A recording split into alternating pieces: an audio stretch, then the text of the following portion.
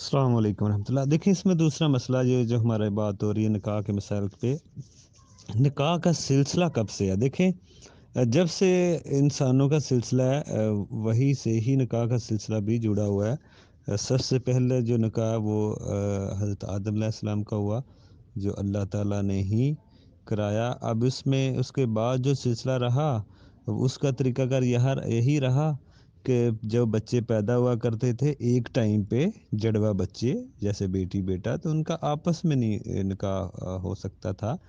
دوسرے ٹائم پہ جو جڑوا بچے بیٹی بیٹا پیدا ہوتے تو ان میں سے ان کا آپس میں نکاح کرایا جاتا ہے۔ یہ ایک سلسلہ رہا، یعنی کہ جو ایک ٹائم پہ دونوں بچے پیدا ہوتے بیٹی بیٹا، ان کا آپس میں نہیں ہو سکتا تھا، لیکن دوسری ٹائم پہ جو بیٹا بیٹی پیدا ہوتے تو وہ آپس میں ایک دوسرے کا نکاح ہوتا۔ تو یہ سلسلہ رہا زمانہ پہلے شروع میں، لیکن زمانہ جاہلیت میں بھی کوئی نکاح رائج تھے۔ حضرت عائشہ فرماتی ہیں 4 طریقے تھے جو رائج تھے، لیکن ایک ہی طریقہ رکھا گیا جو ابھی چل رہا ہے۔ وہ پہلے جو طریقے تھے وہ بڑے ایک عجیب قسم کے وہ طریقے تھے، وہ ختم کر دیے گئے۔ یہ تو معاملہ رہا نکاح کا سلسلہ کب سے ہے۔ جب کہ انسانوں کا سلسلہ چلتا رہا، ہاں وقت کے ساتھ ساتھ طریقہ بدلتا رہا، لیکن کچھ نکاح کے جو طریقے پرانے جو رائج تھے غیر شرعی وہ ختم کر دیے گئے اور یہی طریقہ رکھا گیا۔ اس کے بارے میں انشاءاللہ مزید آگے اس کی وضاحت آئے گی۔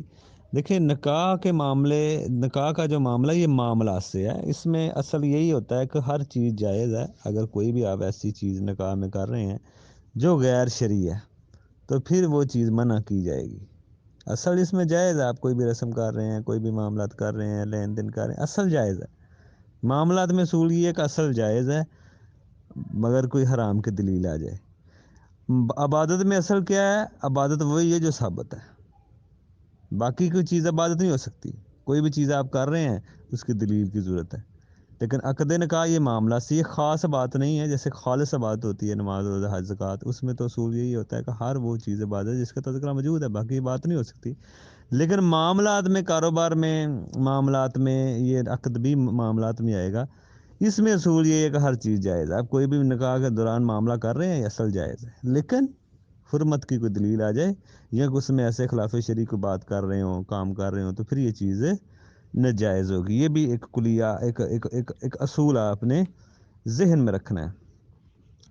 اسی طرح آگے جو مسئلہ ہے کہ نکاح اللہ تعالیٰ کا حکم ہے، دیکھیں اس میں ہم دیکھیں گے کہ نکاح تو کبھی واجب ہوتا ہے، کبھی کرنا کسی کے حق میں سنت ہوتا ہے، کبھی حرام ہوتا ہے، کبھی مکروہ، کبھی جائز، یعنی کہ کبھی واجب، کبھی تو کسی کے اوپر نکاح واجب ہے کرنا، کبھی کسی کے حق میں سنت ہے، کسی کے حق میں مباح ہے، جائز ہے، کسی کے حق میں مکروہ ہے، کسی کے حق میں نکاح کرنا حرام ہے۔ تو یہ ساری وضاحت انشاءاللہ ہم آگے تفصیل سے دیکھیں گے، ٹھیک ہے نا۔